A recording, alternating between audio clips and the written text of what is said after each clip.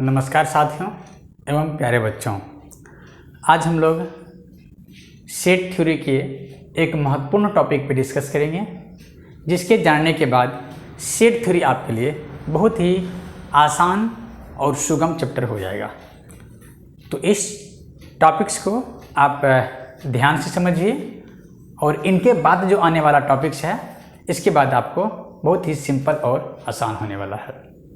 तो पिछले लेक्चर में बच्चों आपने देखा कि सेट को किस तरह से रिप्रेजेंट करते हैं और सेट को किसे सेट कहेंगे और किसे सेट नहीं कहेंगे।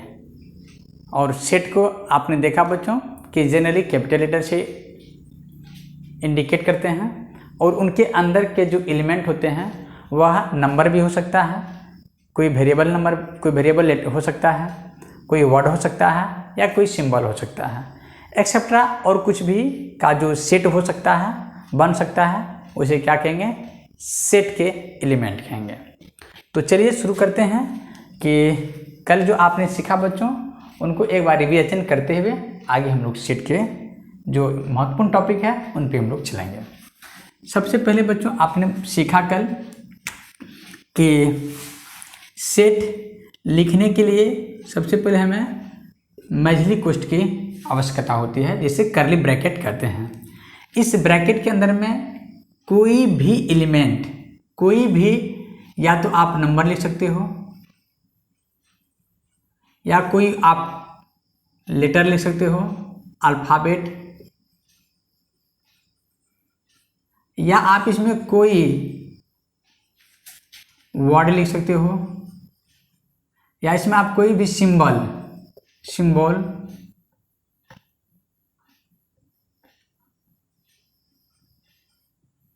लिख सकते हो। ठीक है ना।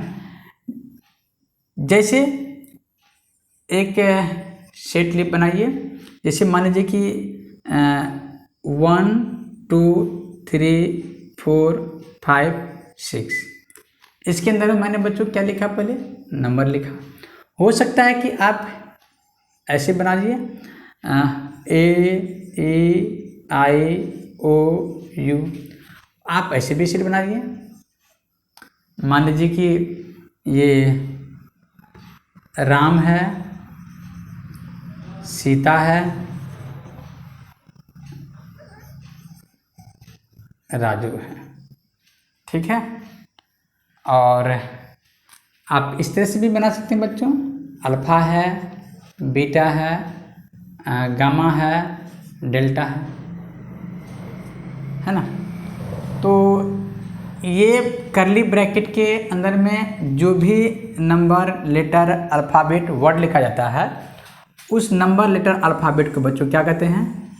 एलिमेंट कहते हैं। क्या कहते हैं? एलिमेंट के नाम से जानते हैं। ये सभी को एलिमेंट कहते हैं। तो ये भी क्या हो जाएगा बच्चों? आपका एलिमेंट। और आपका ये भी सब बच्चे क्या हो जाएगा? आपका दिस इज ए एलिमेंट। और इनको भी क्या कहेंगे बच्चों? एलिमेंट। आई होप आपको एलिमेंट किसे कहेंगे वो समझ में आ गया होगा। करली ब्रैकेट के अंदर में जो भी लिखा जाए उसे एलिमेंट कहते हैं। क्या कहते हैं? उसे एलिमेंट कहते हैं। जैसे मान लीजिए कि ये सेट का नाम दे दीजिए A, इसका नाम आप रख दीजिए A1, इसका नाम आप A2 दे सकते हो, इसका नाम आप A3 भी रख सकते हो। ये जरूरी नहीं है A1 A2 A3, आप ABCDEFGH कुछ भी रख सकते हैं। और एक सेट हम बनाते हैं यहाँ पर, और ध्यान दीजिए, मान लीजिए कि एक सेट A3 तक है तो A4 बनाते हैं, जिसमें हम पहले राम लिखते हैं, अल्फा लिखते हैं, 1 लिखते हैं और A लिखते हैं। इसमें देखिए वर्ड है, सिंबल है, नंबर है और अल्फ़ाबेट है। और कोई बुक का नाम हो सकता है, वर्ड में सब कुछ आ गया है ना, तो वो सारे कुछ इसमें लिखे जा सकते हैं। और उनका जो कलेक्शन होगा वो कलेक्शन हो गया, इतने चीज़ों का क्या है, इतने ऑब्जेक्ट का कलेक्शन हो गया।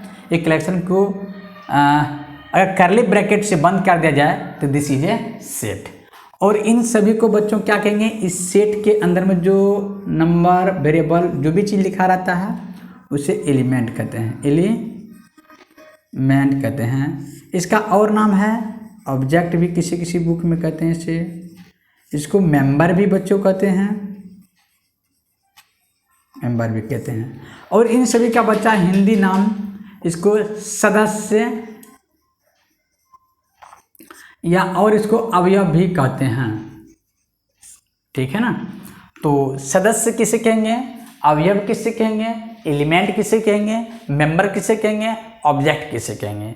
ये सभी नाम एक ही माया का नाम है जिसे एलिमेंट कहते हैं। आई होप आपको बच्चे एलिमेंट समझ में आ गया होगा। ऑब्जेक्ट किसे कहेंगे, मेंबर किसे कहेंगे, ये भी आप समझ गए होंगे, ठीक है ना। और आपको कल बच्चे मैंने ये भी बताया था कि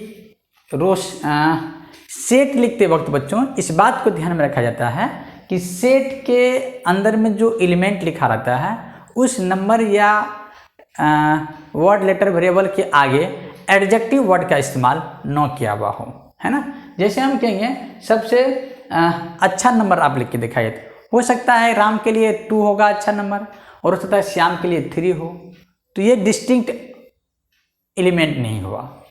तो सेट का जो डिफिनेशन होता है बच्चों, कल आपने देखा कि वेल डिफाइंड कलेक्शन होता है और डिस्टिंक्ट ऑब्जेक्ट होता है। जैसे हम लोग हिंदी भाषा में कहें सुपरिभाषित वस्तुओं के संग्रह, है ना।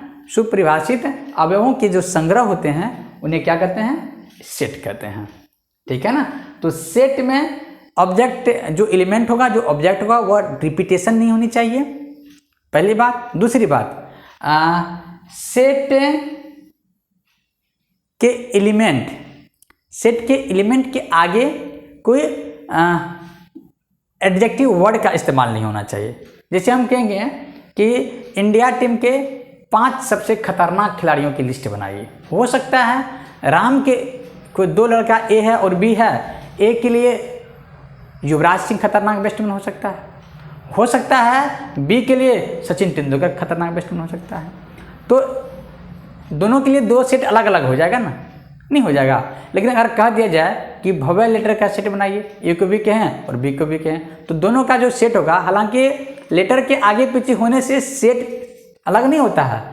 भव्य 5 हुए तो 5 को भी लिखा, 5 ही भी लिखा, हो सकता है उसने लिखा ए, इसने पहले लिखा ई, तो कोई अंतर नहीं होगा।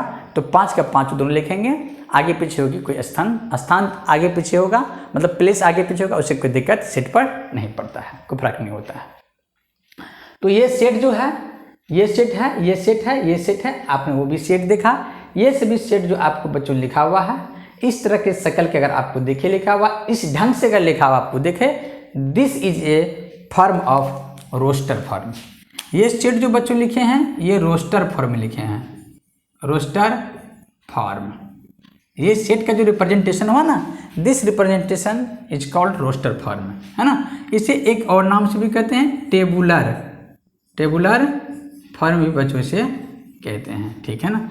तो टेबुलर फॉर्म किसे कहेंगे और रोस्टर फॉर्म किसे कहेंगे, आई होप आपको समझ में आ गया होगा। रोस्टर फॉर्म या टेबुलर फॉर्म में लिखने के लिए बच्चों आपको सबसे पहले कर्ली ब्रैकेट 2 ले लीजिए, उसके अंदर में जो भी एलिमेंट हो उनको आप लिख डालो, this is a roster form. Roster form में ये आपको सारे के सारे एलिमेंट दिखता है। आप रोस्टर फॉर्म में देख करके ही कह सकते हैं कि इस सेट में ये और ये एलिमेंट है, मतलब दिस और दिस एलिमेंट है। जैसे हम कहेंगे सेट ए में कितने एलिमेंट आप गिन सकते हो, 1 से लेकर 6 एलिमेंट होगा। कौन कौन से 6 एलिमेंट है, 1 2 3 4 5 6 है। हम पूछेंगे सेट A1 में कौन कौन एलिमेंट है, ए आई ओ एंड यू है, आप देख करके बोल सकते हो। कितने एलिमेंट है, 5 एलिमेंट है। मतलब कि आप देख करके ही बता सकते हो कि इस सेट में कितने एलिमेंट है और काउंटिंग कर भी कर सकते हो, है ना। लेकिन इसी सेट को कुछ और तरीके से भी बच्चों रिप्रेजेंट करते हैं। जैसे देखिए वो रिप्रेजेंटेशन क्या है, उनको जानने से पहले कुछ और छोटी छोटी बातें हैं उनको समझते हैं। तो बच्चों हमने कल बताया था बच्चों कि ये है ग्रीक के इप्सिलॉन, लेकिन इसे पढ़ा जाता है अंग्रेजी में क्या पढ़ते हैं, बिलोंग्स टू। और इसको अगर ऐसे कर दें, ऐसे अगर काट दें, इसको पढ़ते हैं डजंट बिलोंग्स टू, है ना। अगर इस तरह का सिंबल देखे ये बिलोंग्स टू, और इस तरह का सिंबल देखे डज नॉट बिलोंग्स टू। तो अब बात आप मन में आ रहा होगा कि इसका इस्तेमाल कहाँ करते हैं और किस जगह करते हैं। तो ध्यान दीजिए बच्चे, आप यहाँ पर देख रहे हो सेट मैंने ए लिखा है, यहाँ पर सेट आपका ए है, इसके जो एलिमेंट है 1 2 3 4 5 6, ठीक है ना। तो इसके एलिमेंट ये आपका हो गया एलिमेंट, है ना। इस एलिमेंट जैसे मान लीजिए कि 1 है, यहाँ पर 1 लिखें, और ये बिलोंग्स टू के सिंबल दे दिए, यहाँ पर सेट ए लिखें। तो इसका क्या मीनिंग हुआ बच्चों, इसका मीनिंग हुआ सेट 1 जो है 1 सेट ए के एलिमेंट है। ये जो सिंबल है, यह सिंबल इस बात को रिप्रेजेंट करता है कि ये सभी एलिमेंट किस सेट के एलिमेंट है या किस सेट में उपस्थित है। जैसे 1 लिखा तो 1 के बारे में कह रहा है ये बिलोंग्स टू, कि ये बिलोंग्स टू कह रहा है 1 के बारे में, ये 1 जो है वह सेट ए के एलिमेंट है। और यूं अगर 2 लिख दें, बिलोंग्स टू ऐसे लिखें, तो दिस मीन्स सेट एलिमेंट 2 जो है वह सेट ए के एलिमेंट है। और इसी तरह 3 कर दें, बिलोंग्स टू ए कर दें, इसका मतलब क्या 3 जो है सेट ए का एलिमेंट है। देख रहे हैं ना, है भी। और यूं लिखें 4 लिखें, यहाँ पर बिलोंग्स टू कर दें, सेट ए कर दें, तो 4 जो है सेट ए का एलिमेंट है। 5 करके बिलोंग्स टू ए करें तो 5 सेट ए का एलिमेंट है। 6 करके बिलोंग्स टू ए करें तो सेट ए का एलिमेंट है। मतलब हुआ कि बिलोंग्स टू जो है वो इस बात को रिप्रेजेंट करता है कि कौन से एलिमेंट किस सेट में उपस्थित है। जैसे ये बिलोंग्स टू बता रहा है कि 1 जो है यह सेट ए के एलिमेंट है ना। तो सचमुच में आप देखिए है कि नहीं है ना। आप रोस्टर फॉर्म में आप देखें लिखा हुआ है, और रोस्टर फॉर्म में लिखा हुआ जो है आपको दिख रहा है एलिमेंट, और इससे हम कह सकते हैं कि 6 के बारे में भी कहा है this element belongs to set A. अगर हम यहाँ पर कहें, इसमें देखिए 7 नहीं है, 7 लिख दिए यहाँ पर, हम यहाँ पे बिलोंग्स टू कर दिए और सेट ए लिखे, तो बताइए यह सही है कि गलत है। क्योंकि सर ये गलत है, तो गलत है तो इसको ऐसे काट देते हैं, इसे कहते हैं डज नॉट बिलोंग्स टू। मतलब 7 does not belongs to set A. मतलब हुआ कि 7 जो है सेट ए के एलिमेंट नहीं है। ये सिंबल बताता है कि 7 जो है ना, ये 7 सेट ए के एलिमेंट नहीं है ना। ये सिंबल अगर मान लें कि हम ऐड कर दें, यहाँ पे बिलोंग्स टू की सिंबल दे दें, यहाँ पे ऐड कर दें और यहाँ पे काट दें, तो बताइए सही है कि नहीं है। इसके हिसाब से, इसके हिसाब से बिल्कुल सही है, क्योंकि 6 8 इसमें है ही नहीं है ना। तो 8 जो है सेट ए में उपस्थित नहीं है, इस बात को ये रिप्रेजेंट करता है। आई होप कौन सेट में कौन एलिमेंट है या नहीं है, इस बात को रिप्रेजेंट करने के लिए बच्चों बिलोंग्स टू का इस्तेमाल करते हैं। इस तरह से आप जान सकते हो। इसी तरह से बच्चों आप यहाँ पर देख लीजिए, राम जो है आप यहाँ पे राम लिख सकते हो। राम बिलोंग्स टू, ये राम किस सेट में है बच्चों, A2 सेट में है, तो यहाँ पे लिख दीजिए A2। सेट जो होगा बच्चों वो बाद में लिखा जाएगा, लेकिन एलिमेंट पहले लिखा जाएगा, इस बात को ध्यान में रखें। एलिमेंट जो होगा ये आपका क्या है, एलिमेंट है ना, ये आपका क्या है, एलिमेंट है, और ये आपका क्या है, सेट है। तो सेट जो होगा वो एलिमेंट के आगे इप्सिलॉन के आगे होगा, और एलिमेंट जो होगा इसके पीछे होगा, ठीक है ना। तो राम जो है वो किसके एलिमेंट है, सेट A2 के एलिमेंट हो, ठीक है ना। और बच्चों कहें हम ए जो है बिलोंग्स टू किसके होंगे, A2 होंगे। मतलब क्या बात, एलिमेंट ए जो है वह सेट A2 है या A1 है, A1 है, तो A1 का एलिमेंट है। आई होप समझ में आ गया होगा कि कौन एलिमेंट किसके है, वो किसको किस तरह से रिप्रेजेंट करते हैं। अगर ए हो डज नॉट बिलोंग्स टू, मान लीजिए कि यहाँ पर आपका सेट A3 जो है A3 यहाँ पर, ये बात बिल्कुल सही है, नहीं है कि सेट एलिमेंट ए जो है सेट 3 में नहीं है, सेट 3 में नहीं है, वो तो अल्फा है ना। जब एलिमेंट किसी भी सेट का नहीं हो तो उसमें क्रॉस का चिन्ह लगाते हैं, अगर हो तो उसमें बिलोंग्स टू इप्सिलॉन का चिन्ह लगाते हैं। आई होप आपको ये चीज़ समझ में आ गया होगा। बात छोटी है लेकिन आपको समझ में आनी चाहिए। आई होप बच्चों। अब चलिए नेक्स्ट हम लोग समझते हैं जो समझाना, जो आज का हमारा टॉपिक्स था, वो हमारा जो टॉपिक्स था बच्चों, टॉपिक्स का नाम था सेट्स एंड देयर रिप्रेजेंटेशन। हमारा जो आज का टॉपिक है बच्चों, वो टॉपिक्स पे आप ध्यान रखें। वो टॉपिक्स का नाम था सेट्स एंड देयर रिप्रेजेंटेशन,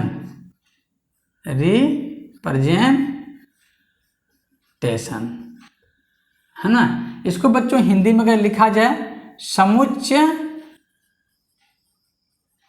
समुच्चय का निरूपण।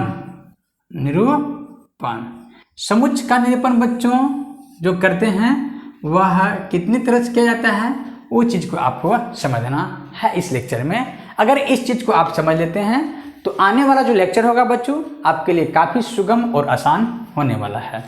ध्यान से समझिए कि सेट का निरूपण बच्चों 3 तरह से करते हैं। सेट को जो रिप्रेजेंट करने का मेथड जो होता है वह 3 मेथड्स होते हैं। सबसे पहले बच्चों रोस्टर फॉर्म, रोस्टर या टेबुलर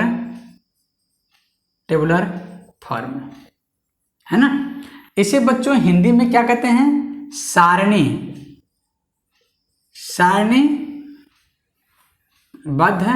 रूप कहते हैं, है ना। दूसरा जो है बच्चों उसे आप सेट बिल्डर फॉर्म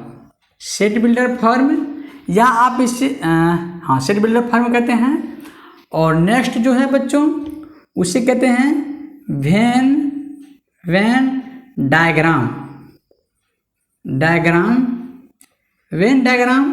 या विजुअल मेथड, है ना। ये 3 इसको हिंदी में बच्चों हम लिख देते हैं, हिंदी में इसे सारणीबद्ध कहते हैं और सेट बिल्डर को हिंदी में समुच्चय निर्माण रूप कह सकते हैं आप इसे, है ना। वेन डायग्राम ये इस तरह से बॉक्स टाइप के होते हैं बच्चों, ओवल टाइप का बॉक्स होता है, उसके अंदर में कोई एलिमेंट लिखा जाता है, इसी ढंग से लिखा जाए, रिप्रेजेंट किया जाता है, ठीक है ना। चलिए आप बारी बारी से सभी को समझते हैं। सबसे पहले बच्चों रोस्टर या टेबुलर फॉर्म क्या होता है। रोस्टर या टेबुलर फॉर्म बहुत इजी फॉर्म होता है। इस मेथड्स में आप एलिमेंट को बड़ी आसानी से लिख सकते हो और एलिमेंट उसमें टेबुलर की तरह सजाया हुआ होता है। जैसे आप इसको देख लीजिए, this is a roster form. इस तरह के शकल सूरत के रूप में अगर बुक में दिखे आपको तो आप आंख बंद करके कह दीजिए this is a roster form.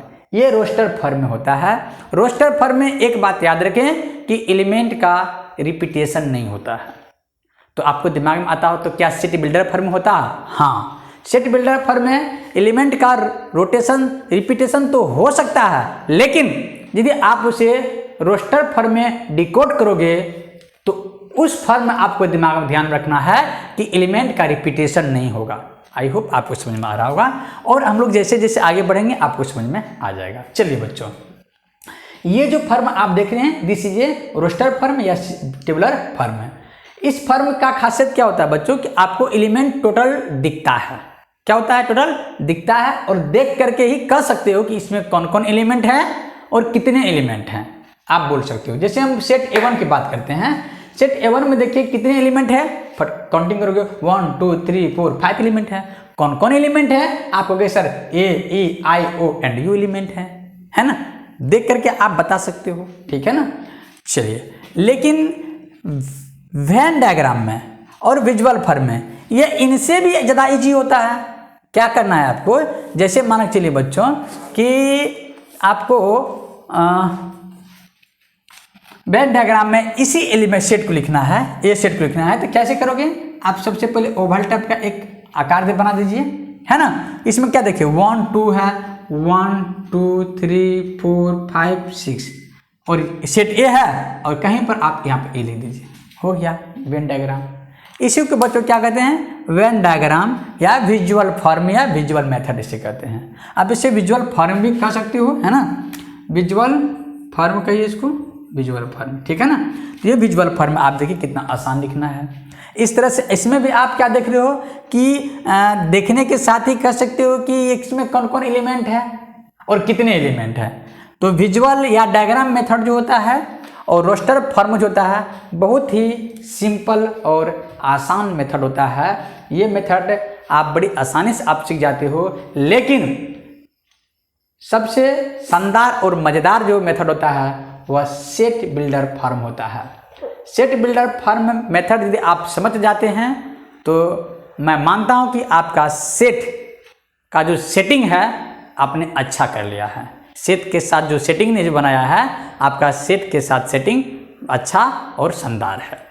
तो आपको समझना इसको है। और बुक को ये फॉर्म बहुत ही पसंद है, हर एक बुक का और राइटर को ये फॉर्म बहुत ज़्यादा पसंद है, पॉपुलर है, इसको ज़्यादा से ज़्यादा इस्तेमाल किया जाता है। इसलिए इसको आपको डिकोड करना सीखना है, इसको लिखना सीखना है, इसके ऊपर वीडियो डेडिकेटेड होगा और आपको समझना है, ठीक है ना।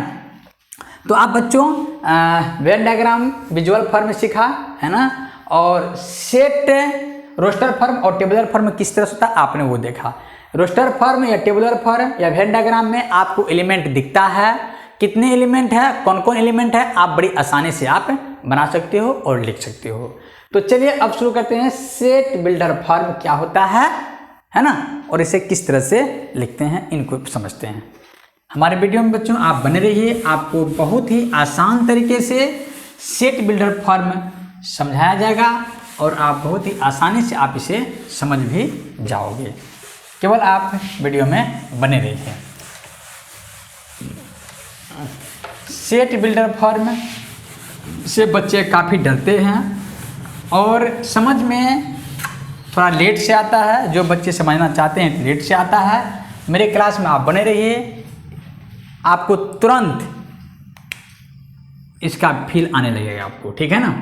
सबसे पहले सेट बिल्डर फॉर्म, इसको किस तरह से रिप्रेजेंट करते हैं वो समझने की कोशिश करते हैं, ठीक है। क्या लिखा हुआ है, सेट बिल्डर फॉर्म, जिसे हिंदी में समुच्चय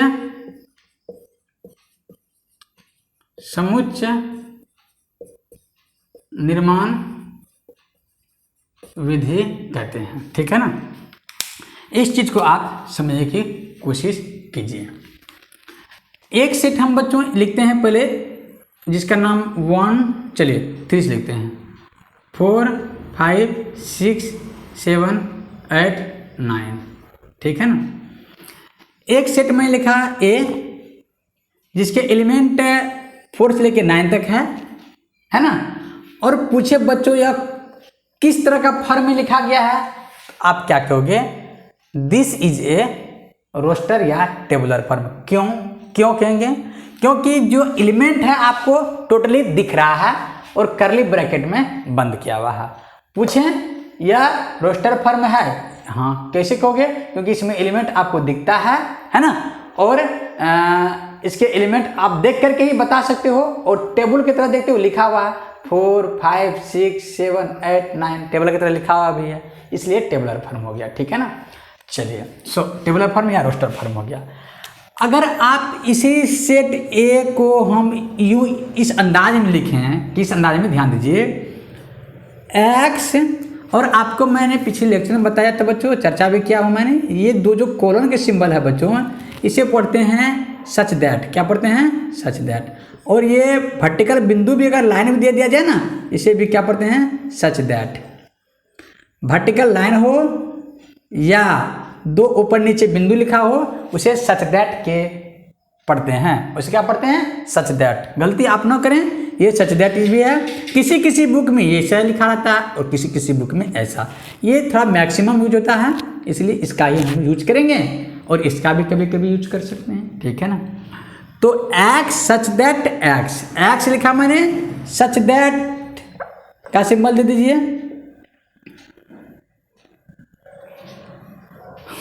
तो एक्स सच दैट हम लिखा मैंने, फिर एक्स एक प्राकृत संख्या है, ठीक है ना। एक्स सच दैट एक्स एक प्राकृत संख्या है और 3 लेस और लेस एक्स लेस 10। ध्यान दीजिए, इस चीज को आप डिकोड करने के लिए सीखिए। इन सभी एलिमेंट को मैंने क्या माना बच्चों? अगर आप सेट बिल्डर फॉर्म लिखते हो, जो आपका रोस्टर फॉर्म लिखा हुआ है, उस रोस्टर फॉर्म को, उस रोस्टर फॉर्म में जितने भी एलिमेंट है उसे आप एक्स मान सकते हो, वाई मान सकते हो, जेड मान सकते हो, ए बी सी, कोई भी वेरिएबल नंबर आप उस एलिमेंट को मान सकते हो। हमने वही क्या, एक्स माना। तो ये एक्स कहता है कि इस ए में वो सभी एक्स एलिमेंट हैं, इस सेट ए में वो सभी एक्स एलिमेंट है, जो एक्स एक प्राकृत संख्या है। एक्स क्या है? एक्स के बारे में क्या कहा है? एक्स क्या है? एक्स प्राकृत संख्या है, एक्स प्राकृत संख्या है। और एक्स का जो वैल्यू है, वो एक्स का जो वैल्यू है वह 3 से बड़ा है लेकिन 10 से कम है। 3 से बड़ा और 10 से कम कौन से प्राकृत संख्या बच्चों हो सकता है? बताओ। 3 से बड़ा प्राकृत संख्या क्या होगा? 4 होगा। 10 से छोटा, तो 3 से बड़ा तो पहले 5 होगा, 6 होगा, 7 होगा, 8 होगा, 9 होगा, यही तो होगा ना। तो देखो कि मैंने इस प्रॉपर्टी का, प्राकृत संख्या के प्रॉपर्टी का यूज करके और इन सिंबल का यूज करके, लेस देन किस सिंबल का यूज करके मैंने इस फॉर्म को लिखा, जो इसी बात को रिप्रेजेंट करता है। इसी बात को क्या करता है? रिप्रेजेंट करता है, लेकिन कुछ अलग अंदाज में रिप्रेजेंट करता है। किस अंदाज में करता है? वो सच दैट के अंदाज में करता है। किसके अंदाज में करता है? सच दैट के अंदाज में करता है। कहा जाता है कि एक्स सच दैट एक्स एक प्राकृत संख्या है, मतलब ये एक्स जो है वो सेट ए के एलिमेंट है। ये एक्स जो है वो सेट किसके एलिमेंट है? ए के एलिमेंट है। और यह एक्स जो है वह एक्स एक प्राकृत संख्या है जो 3 से बड़ा है लेकिन 10 से क्या है? छोटा है। 3 से बड़ा और 10 से छोटे प्राकृत संख्या क्या हो सकता है? 4, 5, 6, 7, 8, 9। तो देखो इसी बात को तो ये भी मैंने लिखा है, लेकिन एक लैंग्वेज का यूज, वर्ड का यूज करके मैंने लिखा है। और इस वर्ड को आप डिकोड करोगे तो आपको फिर यही सेट मिलने वाला है। तो इसलिए बच्चों इस चीज को आप समझने की कोशिश कीजिए कि सेट बिल्डर फॉर्म में किसी भी रोस्टर फॉर्म को किस ढंग से लिखा जाता है। चलिए एक सेट हम और लेते हैं, इससे आपको कुछ फील आने लगेगा। मान लीजिए कि एक सेट मैंने एक और लिया रोस्टर फॉर्म। अच्छा पहले रोस्टर फॉर्म ही लिखते, सेट बिल्डर फॉर्म लिखते, उसको डिकोड करेंगे। हमने कहा कि एक्स सच दैट एक्स एक सम धन पूर्णांक है। क्या लिखा मैंने? एक्स सच दैट एक्स एक सम धन पूर्णांक है और एक्स लेस, सॉरी एक्स यहाँ पे लिखिए, यहाँ पे लिखिए 2 लेस एक्स लेस और इक्वल 12। ठीक है। अब चलिए ये चीज को आप डिकोड कीजिए, रोस्टर फॉर्म में आप लिखने की कोशिश कीजिए। मैंने सेट बिल्डर फॉर्म में लिखा है, इसको डिकोड करना किस फॉर्म में, रोस्टर फॉर्म में। ध्यान दीजिए, कहता है कि ये सेट ए जो है, इस सेट ए में वो सभी एक्स है, वो सभी एक्स है जो 2 से तो क्या है, बड़ा है, 2 नहीं है, 2 से बड़ा है, लेकिन या तो 12 है और 12 से छोटा है, और कह रहा है कि सम धन पूर्णांक हो, सम धन पूर्णांक। तो सम धन पूर्णांक 2 से बड़ा क्या होगा, 4 होगा, 6 होगा, 8 होगा, 10 होगा और 12 होगा। ध्यान से समझिए बात को। x जो होगा वह 2 से बड़ा, 2 से बड़ा सम धन पूर्णांक क्या होगा, 3 तो सम धन पूर्णांक है नहीं, 3 तो सम संख्या है नहीं, 3 तो होगा नहीं, 4 होगा, 5 तो विषम धन पूर्णांक है, 6 होगा, 8 7 तो होगा नहीं, 8 होगा, 9 होगा नहीं, 10 होगा, 12 होगा कि नहीं होगा। इस बात को देखिए, ये क्या कहा है कि 12 के इक्वल है या 12 से छोटा है, तो 12 आएगा कि नहीं आएगा। तो देखा बच्चों आपने कि रोस्टर सेट बिल्डर फॉर्म में लिखा गया था एक डाटा को, और उसे हमने जो डिकोड किया, क्या किया, डिकोड किया रोस्टर फॉर्म में, वह किस ढंग से डिकोड किया। आई होप आपको समझ में आ रहा होगा कि रोस्टर फॉर्म में किसी भी डाटा को किस तरह से डिकोड किया जाता है। तो रोस्टर फॉर्म को बच्चों छुपा रुस्तम फॉर्म भी कहा जाता है। Roster form set builder form को छुपा रुस्तम फॉर्म भी कहा जाता है।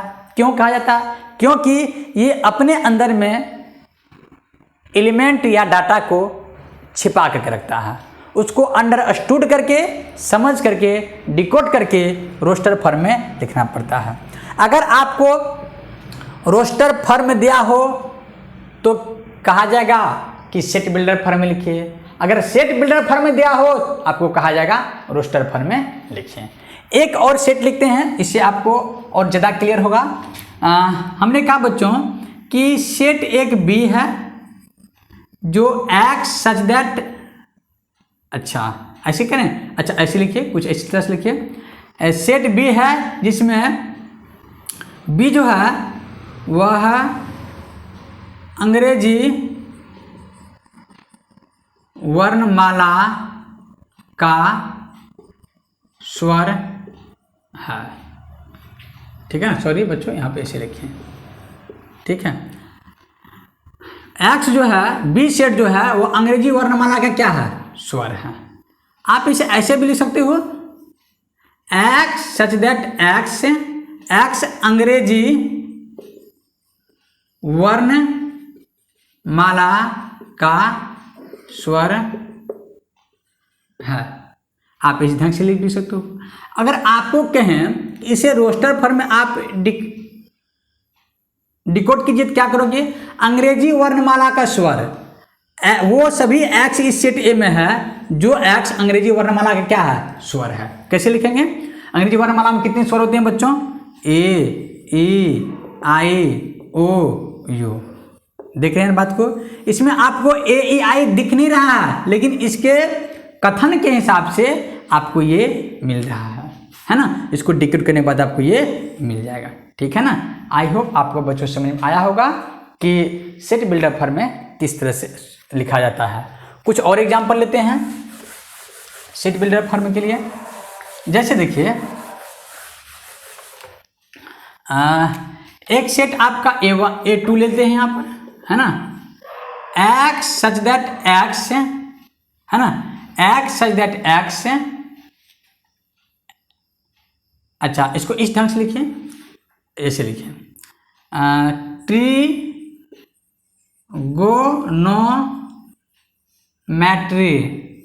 ट्रिगोनोमेट्री शब्द,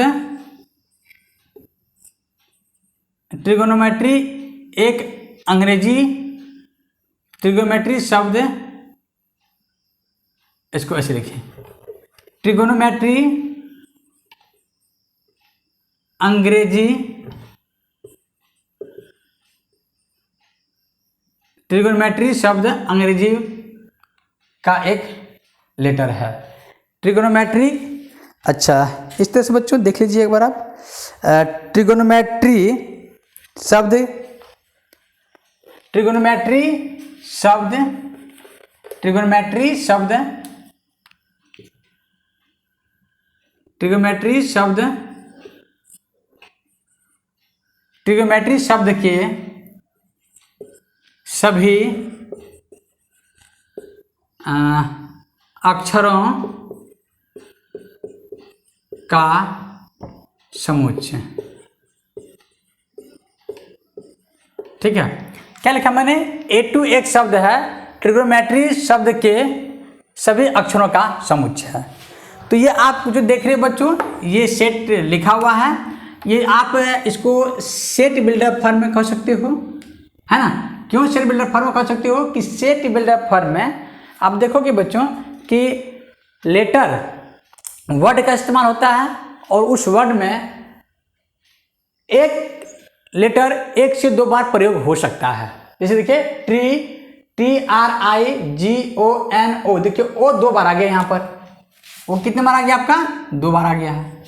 तो एक शब्द का, एक लेटर का रिपीटेशन हो सकता है किसमें? सेट बिल्डर फॉर्म में। लेकिन इसी को आप बच्चों अगर रोस्टर फॉर्म लिखोगे सॉरी बच्चों, तो देखिए टी यहाँ पे लिखो, अच्छा आर यहाँ लिखिए बच्चों आप, और आई लिखिए आप यहाँ बच्चों, जी लिखिए आप यहाँ पर, है ना। ओ देखिए यहाँ पर भी है और यहाँ पर भी, दोनों ओ को काट करके एक ओ आप लिखिए, है ना। और एन लिखिए बच्चों आप यहाँ पर, और एम भी आप लिख लीजिए, और ई दिया, ई भी लिख सकते हैं आप। टी देखिए, टी यहाँ पर भी टी काट दीजिए, आर लिख सकते हैं आप, आर यहाँ पर आर इसको काट दीजिए, वाई है तो वाई आप लिख सकते हैं। ये आपका क्या हो गया? रोस्टर फॉर्म हो गया। क्या हो गया बच्चों? आपका रोस्टर फॉर्म। आपने देखा बच्चों कि रोस्टर फॉर्म में सेट बिल्डर फॉर्म को किस तरह से लिखें, है ना। और कुछ सवाल आप देख सकते हो बच्चों, जैसे कुछ एक वो और ले लीजिए सेट, सेट मान लीजिए कि बी है, लोयल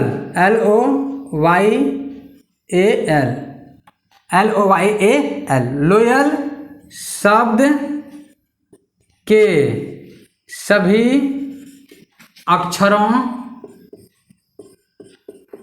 का समुच्चय। लोयल शब्द के सभी अक्षरों के समुच्चय। देखिए ये आप कह सकते हो कि वर्ड में लिखा हुआ है ना, इसे आप सेट बिल्डर फॉर्म में कह सकते हो। तो आप इसको कैसे डिकोड करोगे बच्चों?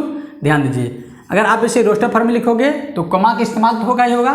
देखिए लोयल, एल लिखिए यहाँ पर, ओ यहाँ पर लिखिए आप, वाई भी लिखिए, ए लिखिए, एल लिखिए नहीं होगा ये, क्योंकि एल आपका पहले एक बार आ चुका है, ठीक है ना। This is a roster form, this is a set builder form. I hope बच्चों आपको समझ में आ गया होगा कि सेट बिल्डर फॉर्म किससे कहेंगे, रोस्टर फॉर्म किससे कहेंगे, और किस तरह से रोस्टर फॉर्म से सेट बिल्डर फॉर्म में कन्वर्ट करते हैं, और सेट बिल्डर फॉर्म से रोस्टर फॉर्म में किस तरह से लाते हैं, आपको समझ में आया होगा। नेक्स्ट लेक्चर में बच्चे हम लोग सीखेंगे subset, equal set, power set, और अगले जो सेट होगा उनके ऊपर हम लोग डिस्कस करेंगे। और ये अगर आपको समझ में आता है, सेट बिल्डर फॉर्म अगर आपको समझ में आता है, आप प्रैक्टिस कीजिए अपने बुक से, बुक में आपका दिया हुआ है, बहुत सारा दिया हुआ है। और नहीं समझ में आता है आप हमारे कमेंट सेक्शन में जरूर भेजिए। Thank you, have a nice day.